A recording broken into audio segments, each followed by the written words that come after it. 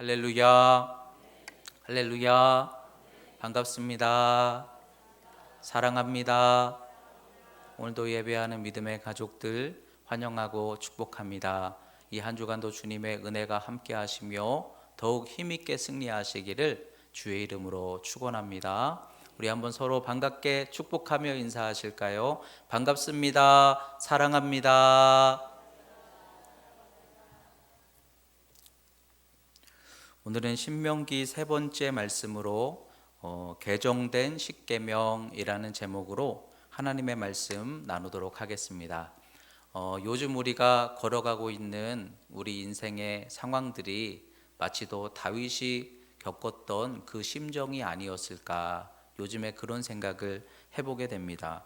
다윗이 조금 좋아지려나 하면은 다시 제자리로 돌아가는 그런 과정들을 경험하고, 또 때로는 억울하고 절망스럽고 낙심이 가득한 그런 광야에서의 삶을, 그런데 믿음 가지고 걸어 나갔습니다.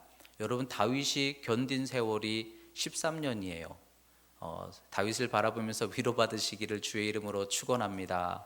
우리가 이제 올 초부터 이 코로나 상황으로 인해서 그래도 회복하시리라, 좀 나아지리라 그러면 또다시 제자리로 돌아가는 것 같고, 자꾸만 이 상황이 우리의 마음을 어둡고 절망스럽게 만듭니다. 그러나 이것을 어떻게 이겨나가야 할까? 여러분, 그래도 우리 믿음으로 강하게 이겨내야 될 줄 믿습니다. 믿음의 성도는 어떤 절망 속에서도 그것을 믿음으로 분투하며 하나님의 선한 뜻이 이루어지도록 반드시 여러분 승리하게 되시기를 주의 이름으로 축원합니다.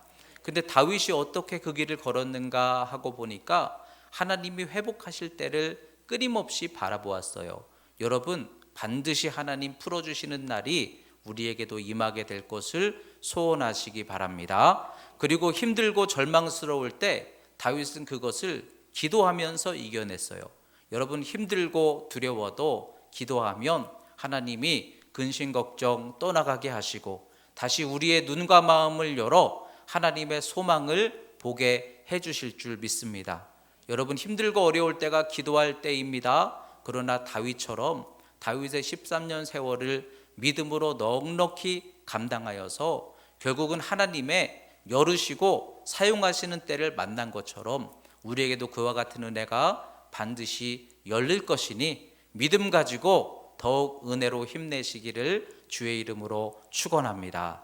그러면서 또 한편에서 생각되는 것이, 지금의 상황이 절망으로만 봐야 될 것인가? 어떤 분들은 지금의 상황이 하나님께서 교회를 치시는 그런 상황이 아니냐 이러면서 정말 우리가 다시 정신 차리고 깨어야 된다 이렇게 얘기하는 분들도 있고, 또 때로는 하나님이 이 나라를 심판하시는 것이 아니냐, 우리가 너무 흥청망청 살아온 것이 아니냐 이렇게 이야기를 하는 분들도 있어요.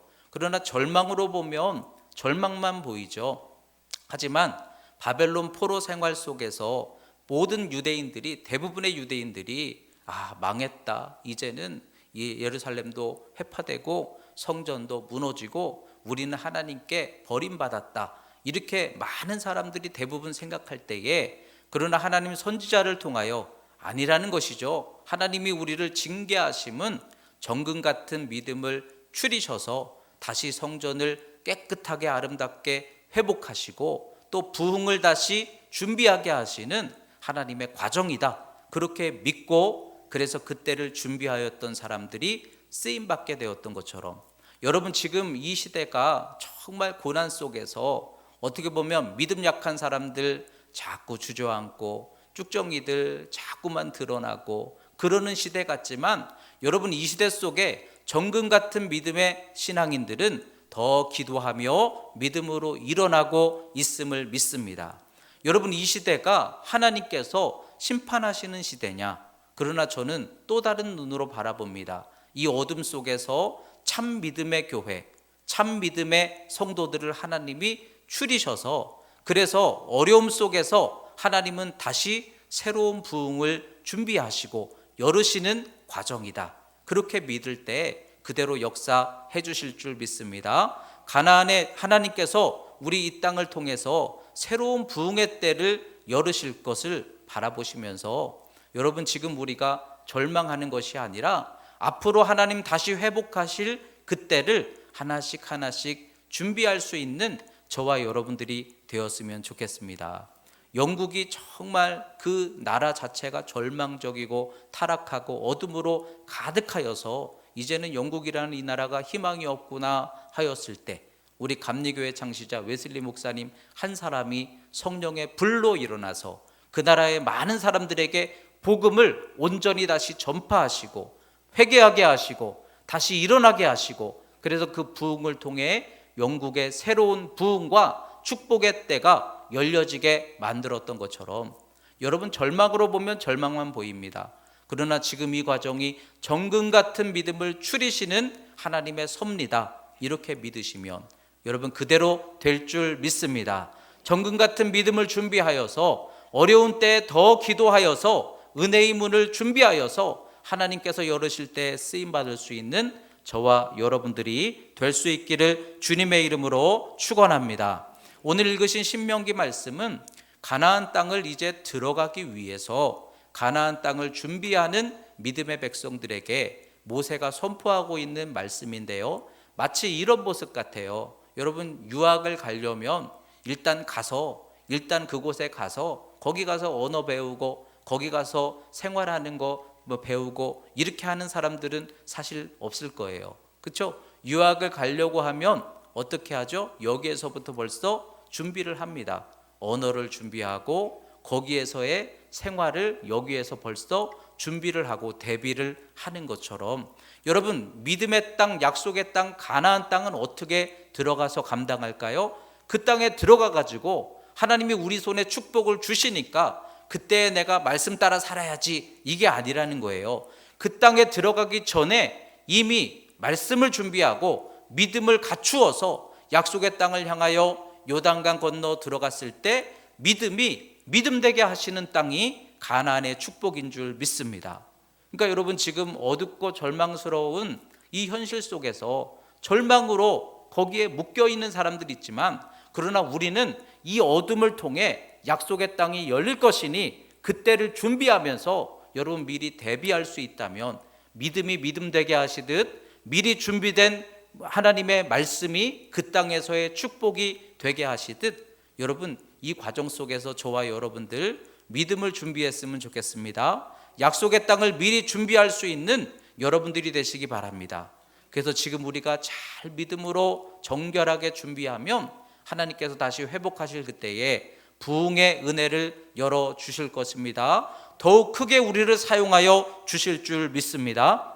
그래서 모세가 그 가나안 땅에 들어가기 전에 그 땅에 들어가면 반드시 지켜야 하는 기본이 있다. 이것을 다시 한번 오늘 말씀으로 가르치고 있는 거예요. 그것이 바로 십계명이죠. 그래서 오늘 가나안 땅에 들어가기 전에 먼저 십계명을 가르치면서 그 십계명 말씀을 우리가 마음에 새기고 지켜 행할 때 그 땅에 들어가는 것은 물론 그 땅에서 우리가 하나님의 복을 누리게 될 것이다. 이것을 강조하고 있는 말씀인데 그런데 오늘 읽은 이 신명기 5장의 십계명의 내용을 보니까 제가 이제 이 십계명과 또 여러분 찬송가 뒤편에 보면은 십계명이 나오죠. 출애굽기 20장에 있는 십계명, 시내산에서 먼저 받았던 십계명.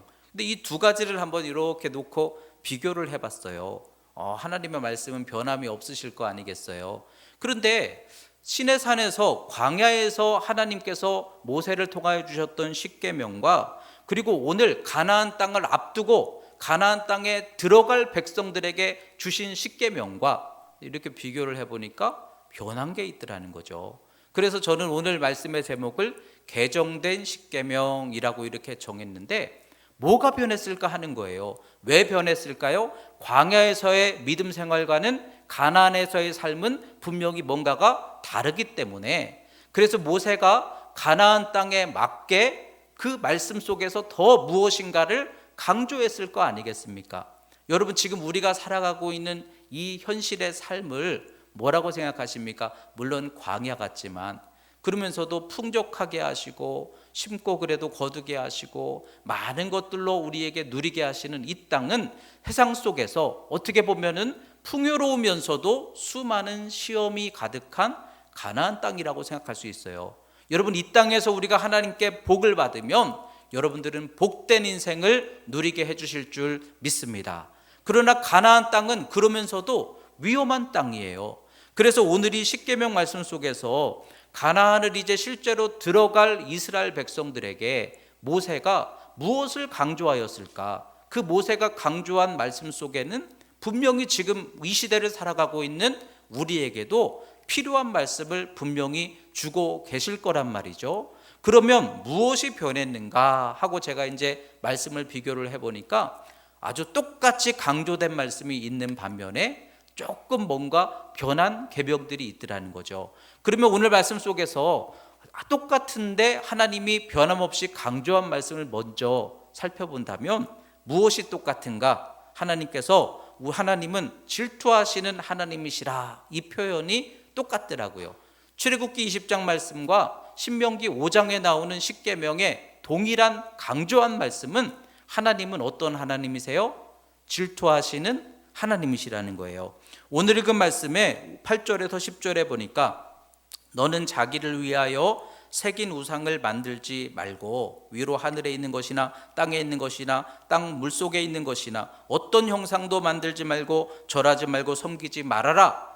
하나님 안에는 어떤 것들을 좋아하고 섬기고 쫓지 말아라. 왜요? 하나님은 질투하시는 하나님이신즉 그래서 나를 사랑하고 내 계명을 지키는 자에게는 천대까지 은혜를 베푸시리라.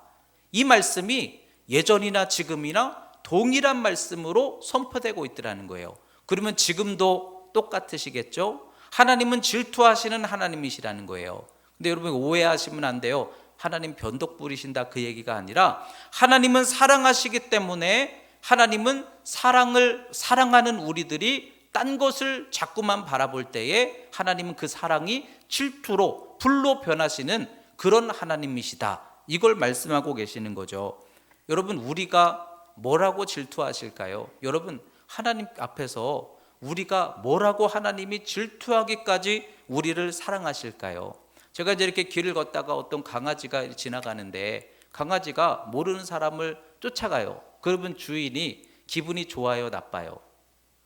사랑이 없으면 뭐 쫓아가라 이렇게 할 수 있지만 강아지를 사랑하는 주인은 그걸 못 봐요. 그래가지고 강아지를 안고서 눈을 마주치고 너 그러면 돼 안 돼? 이러는 모습을 본 적이 있거든요. 왜 그럴까요? 강아지를 사랑하는 거예요. 강아지를 사랑하다 보니까 이 강아지가 주인인 나를 보지 않고 다른 모르는 사람을 보고 따라가고 안기는 것에 대해서 이게 마음으로 용납이 안 되는 거죠. 그러니까 사랑하니까 불이 되고 질투가 되더라. 이것이 하나님의 사랑이라는 거예요. 사랑이 없으면 뭐 보든 말든 상관이 없어요. 그렇죠? 사랑이 없으면 아내가 이렇게 남편과 함께 길을 걸어가는데 남편이 자꾸 딴 곳을 봐요. 그러면 내 마음속에 사랑이 있는 아내는 어떻게 해요? 꼬집어야 맞는 거예요. 그죠? 질투해야 그게 맞는 거죠. 근데 딴 곳을 보든지 말든지 이거는 사랑이 없는 거예요. 관심과 애착이 없는 거예요. 로마서 말씀에서 하나님이 우리를 심판하시는 것은 뭐냐? 우리가 하나님을 섬기지 않아도 엉뚱한 것을 쫓아가고 엉뚱한 것을 좋아하고 물질을 쫓아가고 그래도 내버려 두시는 것이 하나님의 진노와 심판이라고 그랬어요. 내가 그냥 아무렇게나 막 살아도 하나님이 아무것도 내게 역사를 안 하시네? 하나님이 나에게 용납해 주시는가 봐. 이렇게 생각하면 그거 착각이에요. 나를 버리신 거예요. 근데 하나님이 사랑하시는 사람은 엉뚱한 것 쫓아가고 잘못된 것을 행할 때 하나님께서 사랑하시기 때문에 질투하시는 불을 내신다는 거예요. 그러니까 오늘 이 말씀을 통해서 여러분, 우리가 믿음 생활을 하는데 자꾸만 하나님께서 내게 불같이 때로는 마음에 두려움과 부담을 주시고 하나님이 때로는 막으시고 때로는 어떤 경우에는 고난 같은 상황들을 왜 만나게 하실까? 사랑하시기 때문에. 하나님은 사랑하시는데 질투하기까지 우리를 사랑하신다라는 거죠. 여러분, 하나님의 그 사랑이 질투의 불이 되지 않으려면 질투의 불은 뭐예요? 때리시지만 회초리죠.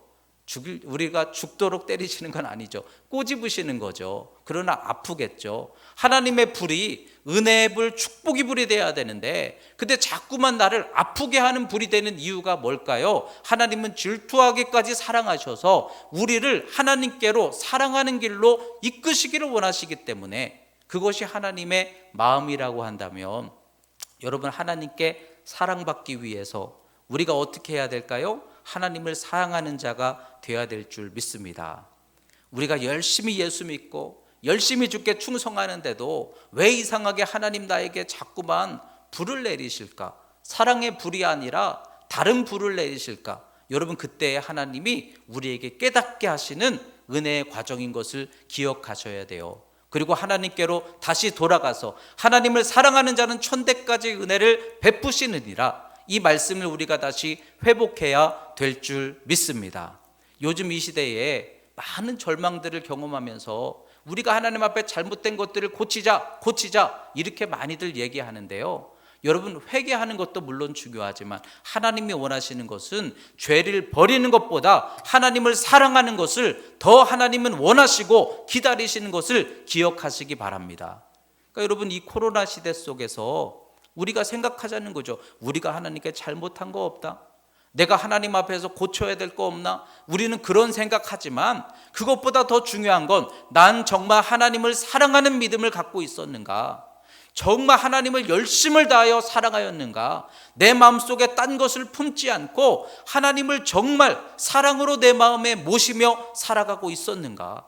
불이 축복의 불이 되도록 하려면 우리는 하나님을 사랑하는 믿음으로 서야 될 줄 믿습니다. 하나님은 질투하시는 하나님이시라는 거예요. 내가 하나님 사랑 안 하고 딴 것 사랑하는 거 그냥 놔두지 않으신다는 거예요. 그 불이 축복의 불, 은혜의 불이 될 수 있도록 하나님을 충만하게 사랑할 수 있는 저와 여러분들이 될 수 있기를 주의 이름으로 축원합니다. 그런데 이 십계명 말씀 속에서 조금 변화된 말씀들이, 그럼 계명들이 뭐가 있는가 하고 두 개를 비교해 보니까 뭐가 변했느냐? 안식일 규정이 변했더라고요. 오늘 읽은 14절 말씀 배우니까 일곱째 날은 내 하나님 여호와의 안식일인즉, 안식일은 출애굽기 20장에 나오는 그 시내산 십계명이나 지금 이 신명기에 나오는 가나안 땅을 앞둔 십계명의 말씀이나 똑같이 안식일을 지켜라 라는 말씀은 동일한데, 뭐가 변했는가 하고 보니까 시내산에서는 왜 안식일을 지켜야 되느냐? 하나님께서 엿새 동안 세상을 창조하시고 7일째 뭐 하셨기 때문에? 안식하셨기 때문에. 여러분, 찬송가 뒤편 보시면 거기 십계명 있어요. 거기에 나와 있는 계명을 한번 이렇게 보세요. 뭐라고 써 있는가? 왜 우리가 안식일 주일을 지켜야 하는가? 안식하기 위해서. 하나님이 안식하셨으니 우리도 안식하기 위해서 안식일을 지켜라, 이렇게 말씀이 되어 있다면, 오늘 가나안 땅에 들어가서 세상에서 살아가야 할 우리들이 왜 주일을 지켜야 하는가? 15절 말씀에 너는 기억하라, 내가 애굽 땅에서 종 되었더니 내 하나님 여호와가 강한 손과 편팔로 너를 거기서 인도하여 내었기 때문에, 그래서 주일을 지켜야 된다, 이렇게 바꿔 선포가 되었더라고요. 여러분, 우리가 세상에서 왜 살아가면서 주일을 꼭 지켜야 합니까? 쉬기 위해서보다 우리는 수많은 얽매임들 속에서 그것을 풀고 자유를 누리기 위해서 안식일 주일을 준수해야 한다, 이것을 말씀하고 있는 거예요. 여러분들이 살아가고 있는 이 인생 속에 여러분, 얼마나 많은 것들이 우리를 자꾸만 억압되게 만듭니까? 여러분, 우리의 시간을 자꾸 빼앗도록 만들고, 여러분들이 자꾸만 얽매여 쫓아가게 만드는 것들, 물질, 여러분, 물질이라는 것이 얼마나 우리를 부자유하게 만듭니까? 또 여러분, 우리가 만나는 사람들이 때로는 우리를 얼마나 걱정하게 만들고 얽매이게 만듭니까? 또 우리가 때로는 걱정, 근심하는 것들로부터 여러분 자꾸만 거기에 얽어매어지잖아요. 그리고 거꾸로는 내 열심, 내가 열심히 일하고 사는 거, 근데 그 열심의 스스로가 얽매이는 거예요. 가나안 땅에서의 삶의 문제점이 무엇입니까? 가나안 땅에서는 수많은 우리를 유혹하는 것들이 있는데, 그것들이 자꾸만 우리를 어떻게 만들어요? 애굽에서 우리는 종되었다가 이제는 자유하였는데, 얽매인 세상에서 우리는 예수 그리스도를 말미암아 자유함과 소망을 다시 열었는데 자꾸만 세상이, 물질이, 우리의 인생이 우리를 또다시 종처럼 얽매이게 만든다는 것이죠. 그럴 때 우리는 하나님께 나와 주의를 지키면서 어떻게 해야 됩니까? 그걸 풀어내야 한다는 거죠. 오늘 예배하시는 여러분들이 여러분들의 그 얽매임의 근심 걱정을 예수 그리스도로 말미암아 풀어내는 축복의 역사가 예배를 통해 임하게 되시기를 주의 이름으로 축원합니다. 근데 여러분, 내 열심으로 산다 할지라도 힘쓰는 대로 되는 거 아니지 않습니까? 또 내가 물질을 쫓아간다 할지라도 내 열심만큼 물질이 거두어지는 게 아니지 않습니까? 우리 주님의 은혜가 있어야 되는 것이죠. 맞아, 염려하기보다는 기도하고, 그러면서도 우리와 함께 하시는 주님이 계시고 성령이 계시지, 우리는 우리 힘으로 풀 수 없지만 능력 주시는 주님 안에서 넉넉히 세상을 감당할 수 있다고 우리 하나님 약속하셨지. 그러면 우리가 예배를 드리면서 근심, 걱정, 인생의 그 고달픈 수많은 문제들 속에 있다가도 주의를 지키면서 아니야, 나는 주님이 계시지, 주님의 약속이 계시지, 내 힘으로 풀 수 없을지라도 내게 도움이 되시고 역사가 되시는 주님의 은혜가 우리와 함께 하시지. 그러면서 이 가나안의 삶을 감당하기 위해서 우리는 하나님께 나와 예배드리며 주님께 피할 수 있는 자가 되어야 된다는 거죠. 종되었던 우리를 풀어주시고 우리를 구름기둥 불기둥으로 인도하시는 그 은혜가 오늘도 예수 그리스도를 통한 성령으로 말미암아 우리와 함께 하심을 여러분 믿으시기 바랍니다. 그러면 여러분, 근심 걱정하기보다 기도하시면 되는 거예요.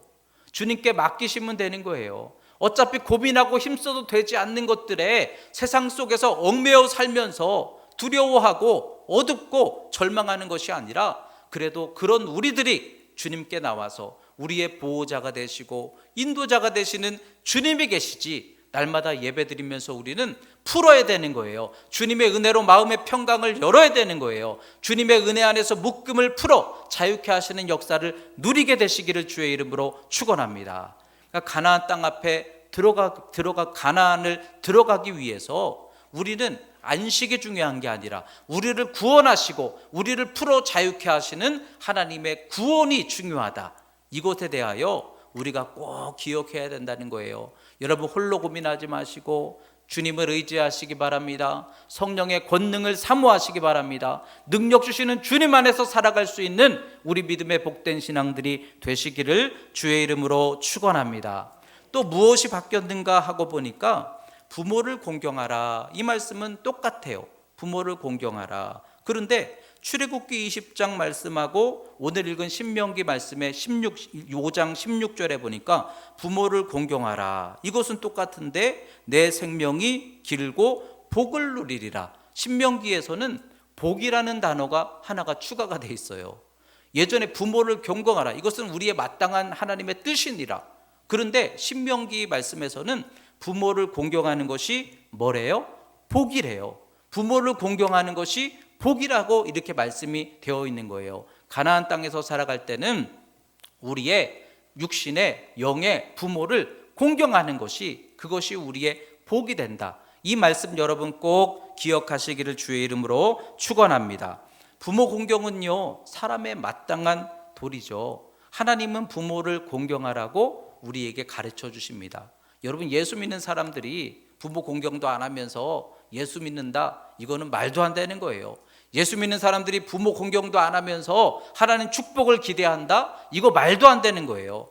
부모를 공경할 줄 아는 것은 하나님의 뜻이다, 성경에서 분명히 말씀하셨어요. 근데 우리의 부모가 누굽니까? 영의 부모이신 하나님, 하나님이 우리의 영적 부모시죠. 그리고 우리를 낳아서 길러주신 육의 부모가 우리의 부모시죠. 그러면서도 우리가 믿음과 신앙 안에서 우리를 물론 가르치면서도 부모와 같은 마음으로 품어 끝까지 기도해주는 영적 지도자도 우리에게는 부모죠. 가톨릭에서는 신부, 아비부자를 쓰고요, 우리 개신교에서는 목사, 스승사자를 쓰니까 스승처럼 그렇게 생각할지 몰라도, 그러나 스승을 존경하듯 여러분 영적인 지도자를 그래도 존중하고 공경할 줄 아는 우리 믿음의 신앙들이 되어야 될 줄 믿습니다. 그런데 공경하라라는 이 야라라는 단어는요, 존중하라는 말이에요. 근데 이 말씀을 묵상하면서 부모를 공경하라, 부모를 존중하라. 근데 가만히 말씀을 생각해 보니까요, 근데 이 가나안 땅에 들어간 백성들은요, 부모가 없거든요. 어디에 있어요? 다 광야에서 죽었거든요. 그러면 이 말씀이 도대체 뭘 말하는 것일까? 가나안 땅에 들어갔을 때 부모의 그 1세대의 믿음, 가나안 땅을 들어간 사람들 자기들이 이제 부모가 되는 거예요. 근데 이 부모의 공경할 그 조건이 무엇일까 하고 보니까 말씀에 의지하여 순종하여 그 요단강을 건너 들어가 하나님의 약속의 땅을 차지하게 되었던 그 믿음, 그것이 부모들을 통해서 증거되는 신앙의 기준이 될 텐데, 부모를 존중하라, 이 말씀이 뭘 말하는 것일까? 여러분, 가나안 땅에 들어가면요, 그 땅은 농사 짓는 땅이에요. 가나안 땅에 들어가서 이제 농사를 짓다 보면요, 농사를 이왕이면 잘 짓고 싶고, 잘 짓고 싶으니까 누구의 말을 듣게 돼요? 당연히 그 땅에 살았던 사람들의 말을 듣게 되겠죠. 전문가들, 성공한 사람들, 돈 많이 번 사람들. 여러분, 세상에서 지금 우리가 살아가면서 살다가 자꾸만 우리에게 관심이 가게 되고 우리가 더 귀 기울이게 만드는 그런 사람들이 여러분 누구신가요? 여러분 솔직히 누구의 말을 더 들으시나요? 뉴스 전하는 앵커의 말을 더 들으시나요? 아니면은 돈 많이 벌었다는 사람들의 말을 들으시나요? 여러분, 뭐 워렌 버핏 같은 사람들, 아주 돈 많이 벌고 투자 잘하는 사람들, 이런 사람들이 우리 교회 와서 강연한다 그러면 사람들이 더 올까요, 안 올까요? 아주 유명한 사람들, 뭐 작은 돈 가지고 어마어마하게 성공했다는 사람들, 이런 사람들 오면은 관심이 생길까요, 안 생길까요? 1부 때는 다 생긴다고 솔직하게 얘기하시던데 2부 때는 얘기 안 하시네요. 믿음이 좋으신 것 같아요. 근데 여러분, 세상 사람들이 관심을 자꾸 갖게 되는 거예요. 자꾸만 뭐 돈 잘 벌고 지식 많은 사람들, 세상에서 성공한 사람들, 이런 사람들의 이야기를 우리는 자꾸 듣고 존중하고 거기에 귀를 기울이게 되는 거예요. 근데 중요한 것은 가나안 땅에서 물론 그런 사람들을 쫓아가다가 농사도 크게 질 수도 있고 많은 기업을 이룰 수도 있고 성공할 수 있을지는 몰라도, 그러나 복은 어디에 있다는 거예요? 복은 믿음에 있다는 거예요. 부모를 공경하라. 왜? 그것이 복이기 때문에. 근데 우리가 공경하고 존중할 부모가 누굽니까? 믿음으로 약속의 땅을 향해 걸어 들어갔던 그 가나안 1세대들을 존중하라는 것이죠. 아무리 시대가 바뀌어도, 아무리 세상이 뛰어나고 대단해 보여도, 그러나 축복은 하나님이 주시는 것인 줄 믿으시기 바랍니다. 아무리 많은 것들을 가졌어도 하나님의 은혜와 복이 없으면 그 많은 것이 무엇이 소용이 있겠어요? 그런데 그 복의 지혜가 어디에 있습니까? 우리 부모 세대들의 그 순수했던 믿음 속에 있잖아요. 그래도 주일 성수해야 된다, 교회를 섬기면 하나님 축복하신다. 여러분, 이 얘기가 그래도 존중하는 마음으로 들려오십니까? 에이, 뭐 그것만 가지고 살아요. 주의 종을 잘 섬겨야 된다, 11조 꼭 해야 된다, 항상 기도 많이 해야 된다, 이런 믿음의, 우리 부모들의 순수한 이런 얘기가 믿음의 가나안 땅을 향해 들어갔던 그 믿음의 승리한 믿음의 우리 부모 세대들의 이 믿음의 얘기가 과연 나에게 어떻게 들려오는가?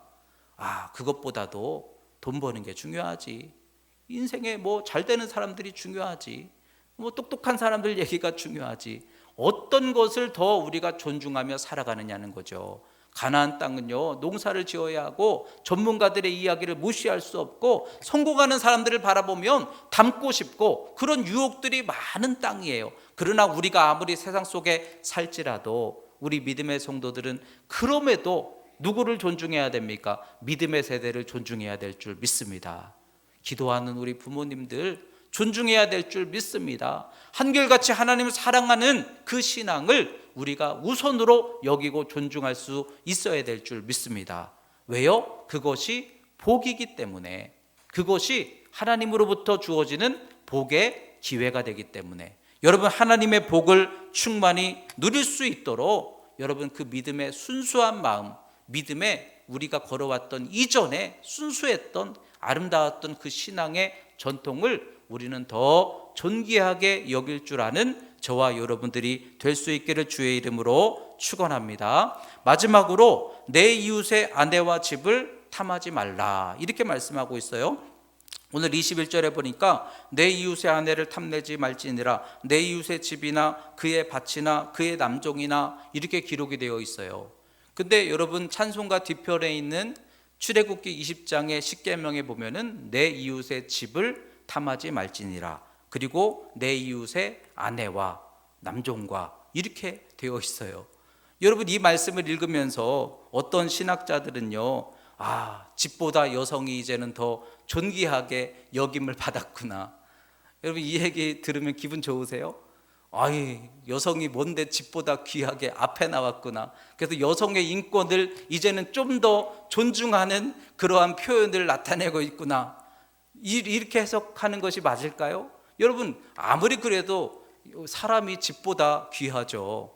근데 출애굽기 말씀에는 집을 탐하지 말라 이렇게 했는데, 이제는 그 이웃의 아내를 탐내지 말라 이렇게 말씀이 바뀌어져 있단 말이죠. 이게 뭐를 얘기하는 걸까요?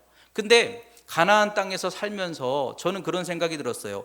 이웃집 탐하는 거 뭐 그럴 수 있지 않아요? 집 좋다, 나도 저런 집에서 살고 싶다, 저 집 내가 살았으면 좋겠다. 이웃의 집을 탐내는 거, 뭐 그것도 옳은 건 아니지만 그럴 수 있어요. 근데 이웃의 아내를 왜 탐내요? 이거 말이 돼요, 안 돼요?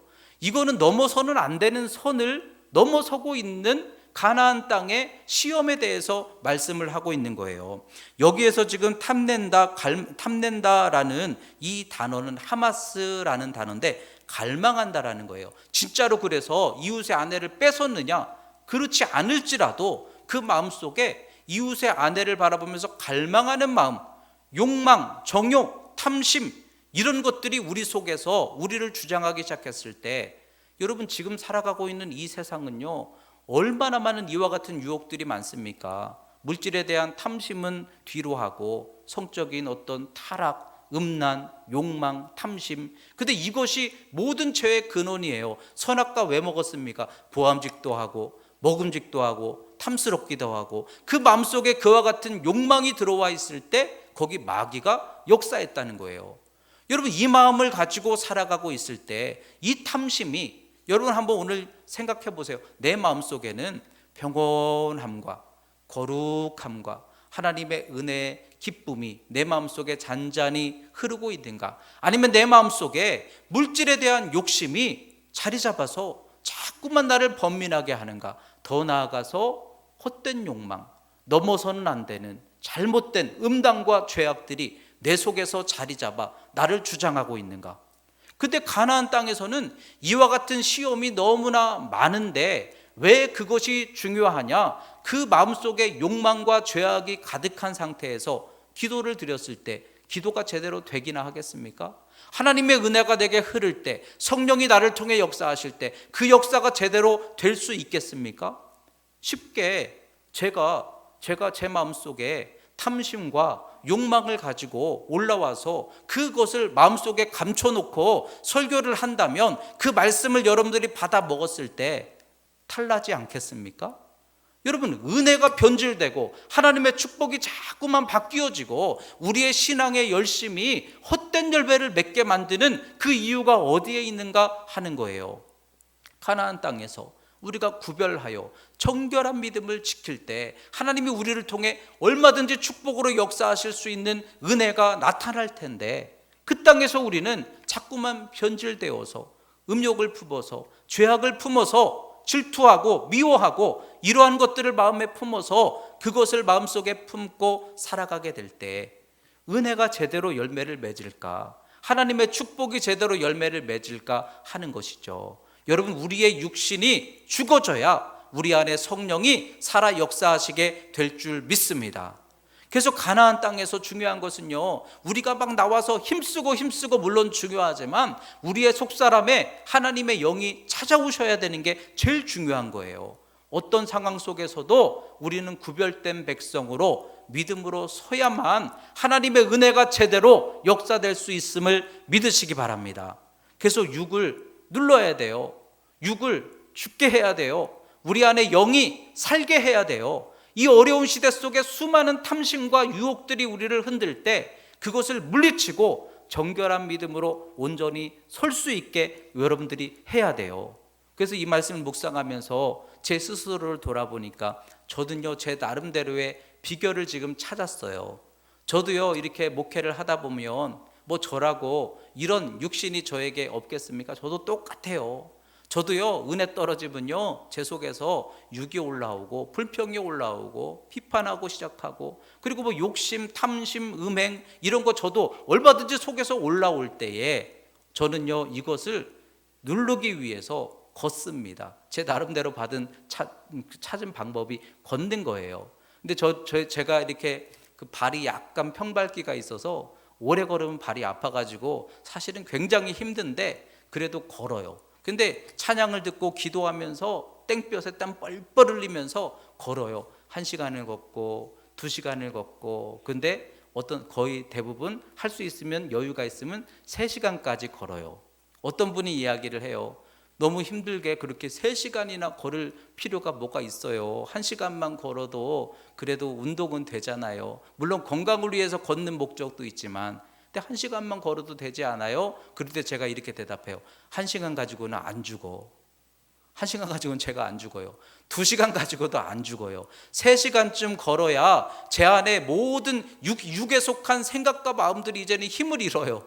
그리고 마음이 평온해지면서 고요한 중에 이제 성령이 내 안에 찾아오실 수 있는 준비가 되고, 말씀이 제 속에서 믿음이 되는 역사가 열려지게 되더라고요. 저는요, 말씀 잘 전하기 위해서라도 3시간 걸어요. 육을 죽여야 하기 때문에. 제 속에 이와 같은 악한 것들이 들어있는 상태에서는 은혜가 제대로 흘러갈 수 없더라는 것이죠. 여러분, 육신을 물리쳐야 되는 거예요. 육에 속한 것들을 눌러야 되는 거예요. 성령이 찾아오시면 육신은 잠잠하게 해주실 줄 믿습니다. 그래서 여러분들도 꼭 걸어야 되느냐? 그렇지 않아요. 기도하시면 돼요.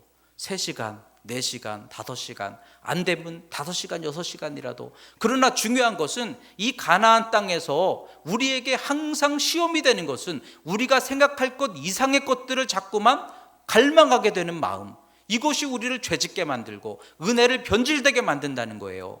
그것을 다 끊어버리고 말씀 위에, 믿음 위에 굳게 서서 넘어가서는 안 될 것은 볼 것도 없어요.